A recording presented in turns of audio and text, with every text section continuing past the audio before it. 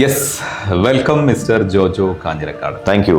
ഒരു ബ്രീഫ് പ്രൊഫൈലായിട്ട് പറയുകയാണെങ്കിൽ എനിക്കറിയുന്ന കാര്യങ്ങളാണ് പറയുന്നത്. എനിക്കറിയാത്ത ഒരുപാട് എന്താ പറയുക, വലിയൊരു പ്രൊഫൈല് തന്നെ താങ്കൾക്കുണ്ട്. 3000-ലധികം മെമ്മറി ട്രെയിനിങ്, സംതിങ് ഡിഫറെന്റ് സെമിനാറുകൾ കൂടെ കൂട്ടിയിട്ടോ, ട്രെയിനിങ് മാത്രമല്ല. ഓഫ് കോഴ്സ് അത്രയധികം പ്രോഗ്രാം. എസ്പെഷ്യലി എനിക്ക് തോന്നുന്നു മെമ്മറി എന്ന് പറയുന്ന ഒരു ഡൊമൈനിൽ അങ്ങനെ ഒരുപാട് ആൾക്കാരൊന്നും ഇല്ല.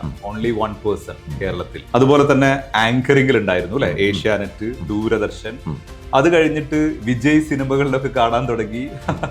അങ്ങനെ വ്യത്യസ്തമായ ഒരുപാട് എക്സ്പീരിയൻസിലൂടെ പോയിട്ടുണ്ട്. ഓഫ് കോഴ്സ് നമ്മുടെ പോഡ്കാസ്റ്റിന് ഒരു ലക്ഷ്യം എന്ന് പറയുന്നത് തന്നെ entrepreneurship, leadership and life. Lessons ഒരിക്കലും ഇനി ബുക്കുകളിൽ മാത്രമല്ല, ഒരുപാട് വ്യക്തികളുടെ ലൈഫിൽ നിന്ന് നമുക്ക് പഠിക്കാൻ പറ്റും. തീർച്ചയായും ഇന്ന് നമ്മൾ പഠിക്കാൻ ഉദ്ദേശിക്കുന്നത് ജോജോ കാഞ്ഞിരക്കാടിന്റെ ലൈഫ്.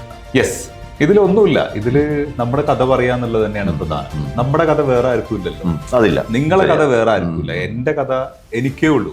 ഇത് കാണുന്ന ഒരുപാട് വ്യക്തികളുണ്ട്, അവർക്കൊക്കെ അവരവരുടെ കഥയാണ് അല്ലെ. ഇപ്പൊ 700 crore ആൾക്കാർ ലോകത്തുണ്ടെങ്കിൽ അത്രയും സ്റ്റോറി ഉണ്ട്.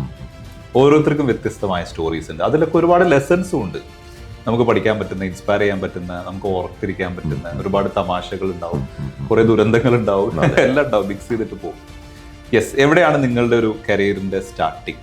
ഡിഗ്രി പഠിച്ചുകൊണ്ടിരുന്ന സമയത്ത് എനിക്കൊരു ഒരു ഗുണം കിട്ടിയത്, അന്ന് കോമ്പറ്റീഷൻ സക്സസ് റിവ്യൂ എന്ന് പറഞ്ഞൊരു CSR, സിവിൽ സർവീസസ് ആസ്പിരൻസിനെ മോട്ടിവേറ്റ് ചെയ്യാനുള്ളൊരു മന്ത്ലി മാഗസിനാണ്. ഡിഗ്രി പഠിച്ചുകൊണ്ടിരുന്ന സമയത്ത് അത് ഞാൻ സബ്സ്ക്രൈബ് ചെയ്തു. അപ്പോൾ അതിൽ ഈ സ്റ്റഡിയുമായിട്ട് റിലേറ്റഡ് ആയിട്ടുള്ള പരസ്യങ്ങൾ വരും. അപ്പോൾ അതിലൊരു മൈൻഡ് പവർ സ്റ്റഡി ടെക്നിക്സ് എന്ന് പറഞ്ഞൊരു ബുക്കിനെ കുറിച്ചുള്ള പരസ്യം കാണുന്നു. അപ്പോൾ അത് ആവർത്തിച്ച് കണ്ടപ്പോൾ അതൊന്ന് അയച്ചു വരുത്താൻ തീരുമാനിക്കുന്നു.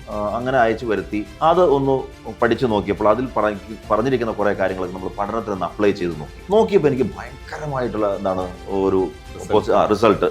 അത് അപ്ലൈ ചെയ്യുമ്പോൾ നമ്മുടെ പഠനം ആ രീതികളൊന്ന് മാറാൻ തുടങ്ങി, നന്നായിട്ട് സ്കോർ ചെയ്യാൻ സാധിക്കും, നന്നായിട്ട് നമുക്ക് മെമ്മറിയിൽ കാര്യങ്ങൾ നിൽക്കുന്നു. അപ്പോൾ എനിക്ക് ഒരു കാര്യം മനസ്സിലായി, ഇത് ജന്മസിദ്ധമായ ഒരു കഴിവല്ല, മറിച്ച് ഇത് വളർത്തി എടുക്കാൻ സാധിക്കും, ട്രെയിൻ ചെയ്തെടുക്കാൻ സാധിക്കും സ്കില്ലാണെന്ന് മനസ്സിലായി. ഓക്കെ.